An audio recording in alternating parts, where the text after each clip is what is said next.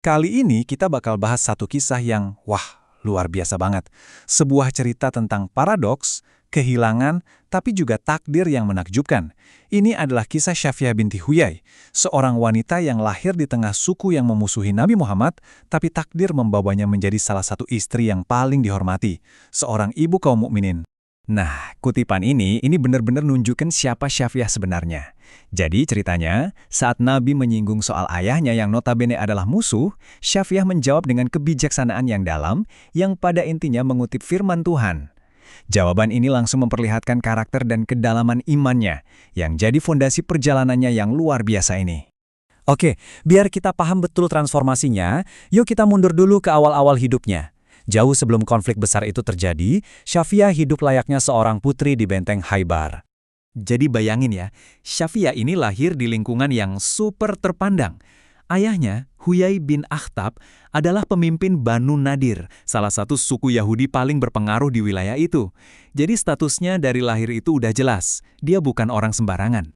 Dan bukan cuma itu loh, garis keturunannya ini, wah istimewa banget. Nasabnya itu nyambung langsung ke para nabi. Beliau adalah keturunan Nabi Harun, yang artinya Nabi Musa adalah pamannya. Latar belakang kenabian ini jadi bagian penting dari identitasnya, yang nanti bakal kita lihat lagi perannya. Bahkan nih, sebelum takdirnya benar-benar terjadi, udah ada pertanda-pertanda. Syafi'iyah pernah bermimpi, katanya dia lihat bulan jatuh dari langit Yatsrib, itu Madinah ya, langsung ke pangkuannya.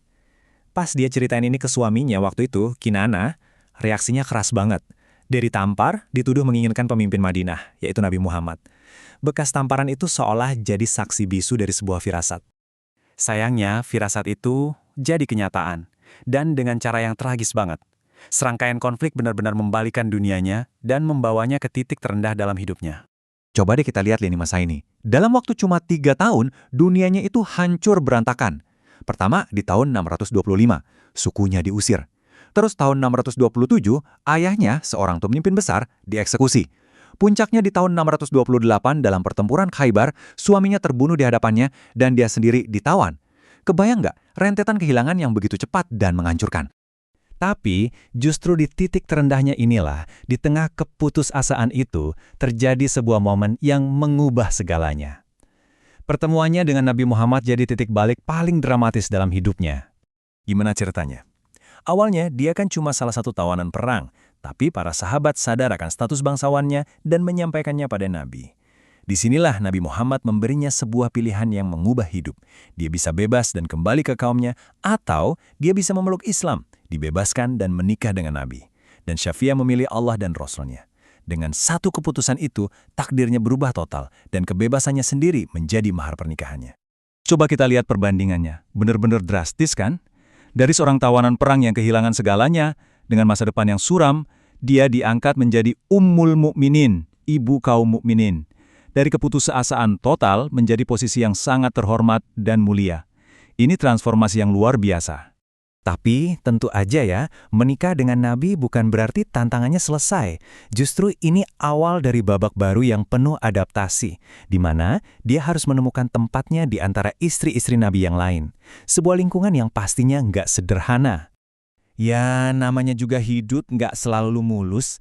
Sebagai orang baru dengan latar belakang yang berbeda, dia nggak selalu disambut dengan tangan terbuka. Beberapa istri Nabi yang lain, mungkin karena cemburu, sering mengejeknya dengan sebutan anak Yahudi. Dan itu tentu saja membuatnya sangat sedih. Nah, disinilah kita lihat betapa bijaksananya Nabi sebagai seorang suami. Ketika Syafi'iyah menangis karena ejekan itu, beliau nggak cuma menghiburnya. Beliau memberinya amunisi, kata-kata yang harus dia sampaikan. Katakan pada mereka, kata Nabi, gimana bisa kalian lebih baik dariku, sementara ayahku, Nabi Harun, pamanku, Nabi Musa, dan suamiku Muhammad. Ini bukan sekedar kalimat penghibur loh, ini adalah penegasan identitas dan kehormatannya. Tapi hebatnya Syafi'iyah, kisahnya nggak berhenti cuma sebagai istri yang dicintai. Dia membangun warisannya sendiri, menjadi seorang cendekiawan dan guru yang disegani dalam tradisi Islam. Meskipun kebersamaannya dengan Nabi itu terbilang singkat ya, cuma sekitar 4 tahun sebelum beliau wafat, tapi kontribusinya sangat signifikan. Beliau berhasil meriwayatkan setidaknya 24 hadis, catatan ajaran dan kisah Nabi. Nah, hadis-hadis yang beliau sampaikan ini topiknya macam-macam banget. Mulai dari ibadah personal Nabi seperti itikaf, sampai masalah hukum, pembelaan Nabi atas dirinya, dan bahkan nubuat tentang masa depan. Ini nunjukin betapa luas pengetahuannya yang dia serap, dan kemudian dia ajarkan lagi ke generasi berikutnya. Dan bahkan sampai akhir hayatnya, karakternya yang istimewa ini terus terpancar. Beliau wafat sebagai wanita yang kaya raya dan dermawan. Dan yang paling luar biasa, dalam wasiatnya, setiga dari hartanya yang sangat besar itu, dia berikan kepada keponakannya yang masih memeluk agama Yahudi. Ini bukti nyata banget ya, komitmennya pada ikatan keluarga itu melampaui batas-batas keyakinan. Kisah Syafiyyah ini kan tentang perjalanan dari benci jadi cinta, dari kehancuran jadi pemulihan.